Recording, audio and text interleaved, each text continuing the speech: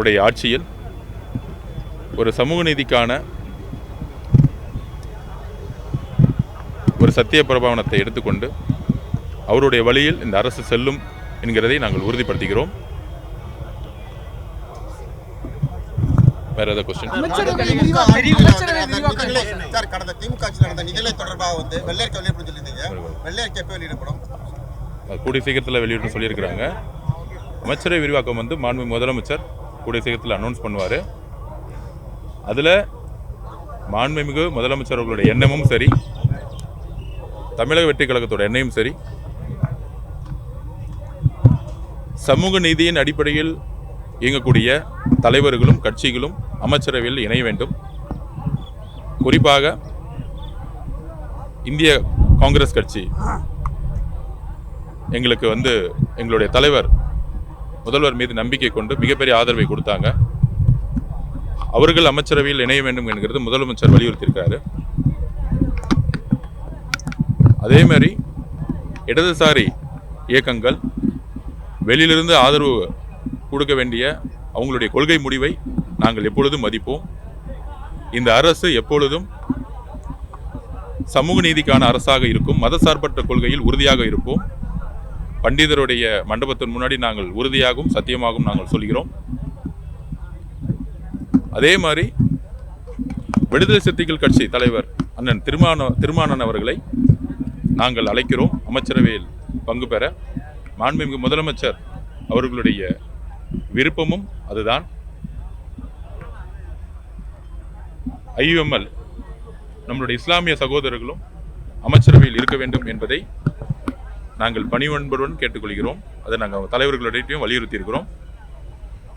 அது மாதிரி இடதுசாரி சிந்தனைகள் கொண்ட சமூக நீதியின் அடிப்படையில் மதசார்பற்ற கொள்கையில் இருக்கக்கூடிய எல்லோரும் தலைவர்களும் அமைச்சரவையில் வர வேண்டும் என்பது மாண்புமிகு முதலமைச்சருடைய விருப்பம். அதோடைய கனவு. ஒரு அன்பான ஒரு எப்படியெல்லாம் ஒரு குடும்பமா இருக்குமோ அது மாதிரி அமைச்சரவை இருக்கணும்னு மாண்புமிகு முதலமைச்சர் நினைக்கிறாரு.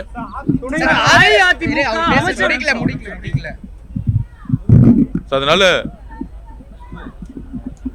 விடுதலை சிறுத்தைகள் கட்சியாக இருக்கக்கூடிய அண்ணன் திருமானன் அவர்களோ, IUML தலைவர் அவர்களோ, காங்கிரஸ் தோழர்களோ எல்லோரும் அமைச்சரவையில் பங்கு பெற வேண்டும் என்பதை எங்களுடைய விருப்பத்தை தெரிவிச்சிருக்கிறோம்.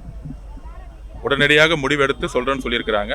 அந்த கட்சிகளுடைய கலந்தாலோசனை கூட்டம் நடந்துட்டு இருக்கு. நல்ல செய்தி வரும்னு நாங்க நினைக்கிறோம்.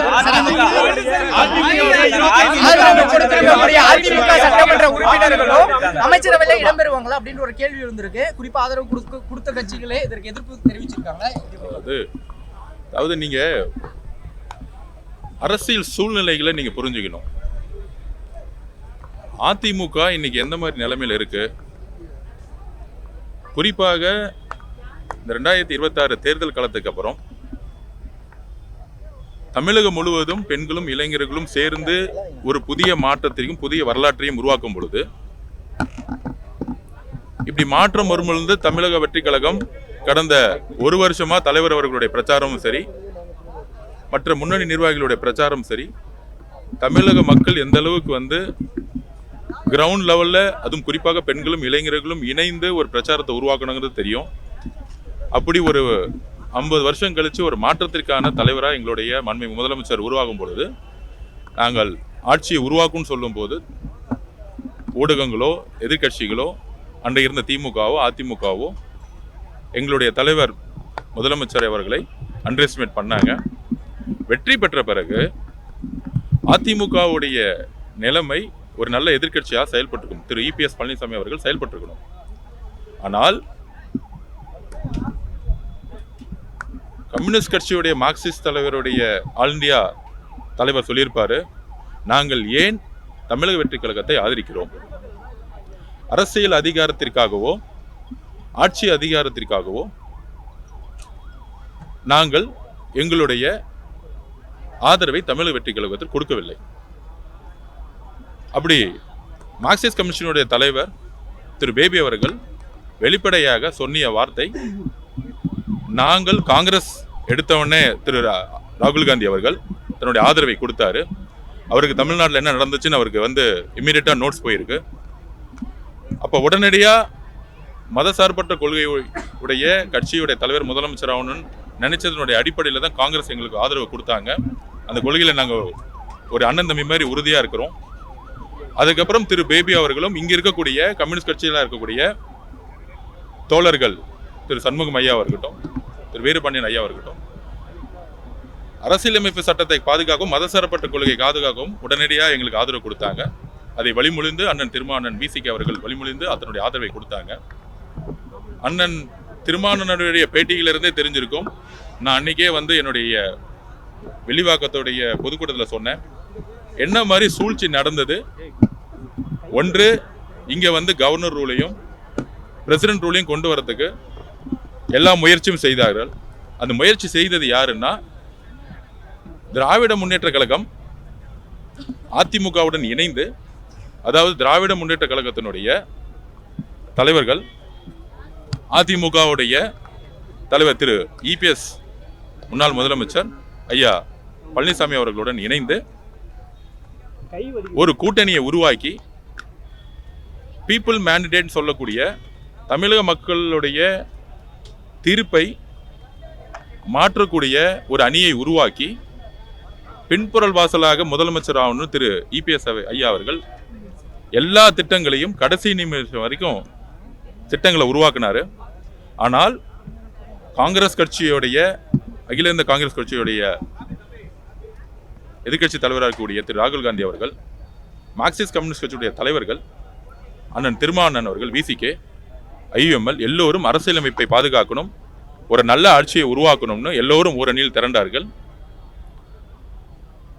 அப்படி இருக்கும் பொழுது புரட்சி தலைவர் அவர்கள் எம்ஜிஆர் அவர்கள், புரட்சி தலைவி அம்மா அவர்கள் அதிமுகவை எதற்காக உருவாக்கினார்? அது எதற்காக உருவாக்கினார் அப்படின்னா, இந்த தீய சக்தியா இருக்கக்கூடிய ஒரு குடும்ப ஆட்சியை தூக்கி எறிவதற்காக. அது எல்லாருக்கும் தெரியும். அப்படி இருக்கும் பொழுது திமுக தன்னுடைய கொள்கைகளை இழந்து மதசார்பற்ற கொள்கையிலிருந்து விலகி திரு மு.க. ஸ்டாலின் அவர்களும் திரு உதயநிதி அவர்களும் எலெக்ஷன் நேரத்தில் திரு இபிஎஸ் பழனிசாமி அவர்களுக்கு ஓட்டு போட்டா இங்கு பிஜேபி ஆட்சி தான் நடக்கும். திரு இபிஎஸ் அவர்கள் அந்த கட்சியோடைய பொதுச்செயலராக இல்லை, டெல்லி தான் அந்த கட்சியோட தலைமையா இருக்குன்னு அவங்களுடைய பிரச்சாரம், ஒரே பிரச்சாரம் இந்த தகவலை நோக்கி தான் தமிழ்நாடு முழுசும் பிரச்சாரம் பண்ணாங்க. ஆனால் தேர்தலில் எலெக்ஷன் முடிஞ்ச உடனே திமுக தன்னுடைய கொள்கைகளை மறந்து அதிமுகவோட சேர்ந்து மக்களுக்கு எதிரான ஒரு அரசியையும் உருவாக்க முற்பட்டார்கள். ஜனநாயக சக்திகள் எல்லாரும் இணைந்தோம். அப்படி அந்த கட்சிக்குள்ள ஒரு ஃபேக்ஷன் உருவாச்சு. அந்த ஃபேக்ஷன்ல இருக்கக்கூடிய சி.வி. சண்முகம் அண்ணன் அதை லீட் பண்ணாரு. அவர் லீட் பண்ணும்போது சொல்லக்கூடிய தகவல்கள் அவர்கள் அதிகாரத்துக்காகவோ இல்லை அமைச்சர் பதவிகளுக்காகவோ வெளியில வரல. இது ஏதோ பேச்சுவார்த்தை அதிகாரத்துக்கான பேச்சுவார்த்தைன்னு தவறான ஒரு தகவலை திமுக பண்ணது. திமுக தலைவராக இருக்கக்கூடிய மு.க. ஸ்டாலினும் திரு உதயநிதி அவர்களும் திரு இபிஎஸ் ஐயா பழனிசாமி அவர்கள் தான் 3 பேரும் சேர்ந்து தான் ஒரு ஆட்சியை உருவாக்கணும்னு சொல்லிட்டு குதிரை பேர் அரசுல உருவாக்குனாங்க. இதுதான் பீப்புள் மேண்டேட்டுக்கு எதிரானது. எங்க கிட்ட இந்த ஃபேக்ஷன்ஸ் புரட்சி தலைவி அம்மா அவர்கள், புரட்சி தலைவி எம்ஜிஆர் அவர்களுடைய கனவை நாங்கள் நிறைவேற்றணும். அதிமுக கட்சியை காப்பாற்றப்படணும். ஐயா இபிஎஸ் ஐயா பழனிசாமி அவர்கள் கட்சியை டெல்லியில் அடமானம் வச்சுட்டாங்க. நாங்கள் தொடர்ந்து 14-15 தேர்தலில் தோத்துட்டோம். அதிமுகவுடைய முன்னணி நிர்வாகிகளாக இருக்கட்டும், அதிமுகவுடைய தொண்டர்களாகட்டும், ஏன் அதிமுக விரும்பிய மக்களாகட்டும், இந்த கடுமையான தோல்விக்கு திரு இபிஎஸ் ஐயா பழனிசாமி அவர்கள் தான் காரணம்னு அவருடைய நிலைப்பாடு காரணம். டெல்லியோட சேர்ந்தது மிகப்பெரிய அதிருப்தியாக இருந்தாலும், பிஜேபியோட சேர்ந்து மிகப்பெரிய அதிருப்தியாக இருந்தாலும், திமுகவுடைய கடைசியில் திரு இபிஎஸ் ஐயா பழனிசாமி அவர்கள் சேர்ந்தது வரலாற்று பிழைங்கிறதோட ஒரு தற்கொலைக்கு சமங்கிறத அதிமுக தொண்டர்கள் உணர்ந்திருக்காங்க. அப்ப நாங்கள் கட்சி அறிவிக்கும் போதே எங்களோட தலைவர் சொல்லியிருக்காரு, புரட்சி தலைவர் அவர்களை எந்த அளவுக்கு விரும்புகிறாருன்னு. புரட்சி தலைவர் எம்ஜிஆர் அவர்கள் உருவாக்கக்கூடிய கட்சி, அங்கே இருக்கக்கூடிய தொண்டர்கள் எப்பொழுதும் தமிழக வெற்றி கழகத்தினுடைய தொண்டர்களோட எப்பயுமே ஒரு அன்போடு இருப்போம். அந்த கட்சிக்கு ஒரு பிரச்சனை நடக்கும் பொழுது எங்களோட நிலைப்பாடு ஆதரவோ இல்லை இதுக்குள்ள வந்து பின்னாடி வந்து ஒரு ஒரு ஒரு அரசியல் காரணம் கூட கிடையாது. ஒரு இயற்கையாகவே ஒரு தோழமை உணர்வுடன் அண்ணன் தம்பி பாசத்துடன் நம்மளுடைய ஆதரவுங்கிற வார்த்தையோட அதிமுக கட்சிங்கிறது அம்மா உருவாக்கிய கட்சி, அம்மா பாதுகாத்த கட்சி. அதை வந்து ஒரு தோழமையுடன் தான் நாங்கள் பார்க்குறோமே தவிர மித்த திமுகவுடைய அதிமுகவுடைய பிரச்சாரம் மாதிரி இதில் எதுவும் கிடையாது. அந்தந்த சட்டமன்ற உறுப்பினர்கள் யாருக்கு வந்து சப்போர்ட் பண்ணுங்கிறது அவங்களுடைய உரிமை. அதை வந்து சி.வி. சண்முகம் தலைமையிலான குழு வந்து அவரு வழி நடத்துறாரு. அவரு அடுத்த செயல் திட்டங்கள் என்னன்னு அவர் அனௌன்ஸ் பண்ணுவார். சட்ட சிக்கல் வந்து அவர் ஃபேஸ் பண்ணுவார். அந்த கட்சி நல்லா இருக்கணுங்கிறது எங்களுடைய ஒரே வேண்டுகோள்.